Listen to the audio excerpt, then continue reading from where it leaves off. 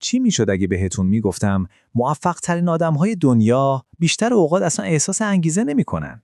درسته. این افسانه که آدم‌های موفق هر روز هیجان زده از خواب بیدار میشن تا لیست کارهاشون رو انجام بدن، فقط یه افسانه است. اونها هم دقیقاً با همون مقاومتی روبرو میشن که شما میشید.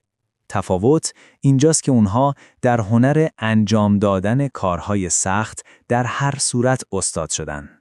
امروز من دقیقاً به شما نشون میدم که چطور خودتون رو مجبور به انجام کارهای سخت کنید، حتی وقتی باک انگیزتون کاملاً خالیه. نه فقط برای یه روز یا یه هفته، بلکه به طور مداوم. همون نوع ثباتی که زندگی شما رو متحول میکنه. بیایید برای یه لحظه واقع بین باشیم. مغز شما در اصل یه ماشین بقای تنبل و لذت جوست. طوری طراحی شده که انرژی رو ذخیره کنه و از درد دوری کنه.